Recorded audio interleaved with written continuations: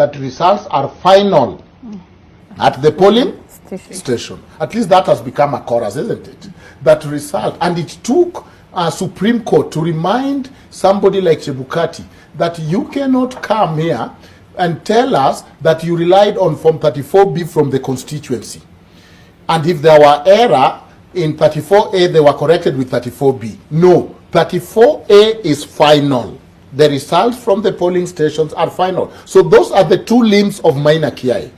Where do the results come from? Not in IEBC Commission, not in Nairobi, but at the polling stations.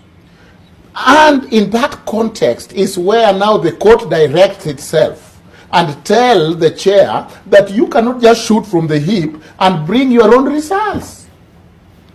Surely it is the opposite here, where Chebukati is saying, look at the portal, look at the results from the polling stations. Everybody, they are not my results. And therefore, you know, I think it is a case where you wonder, why should we do things like this? You know, they say in law, if you cannot argue in facts, argue in law. If you cannot argue in law, just hit the table. But this is worse than hitting the table, because that minor KIA decision is the biggest limp, and the biggest decision is that the results are final from the polling station. And Chebukati kept telling them, we cannot change anything, isn't it? That here in Bomas, we cannot change.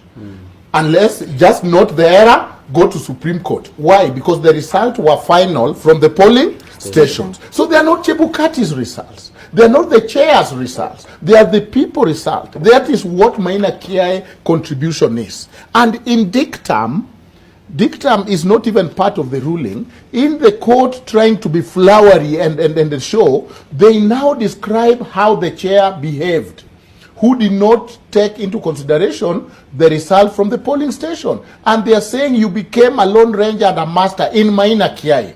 Surely that is not even part of the ruling. It is simply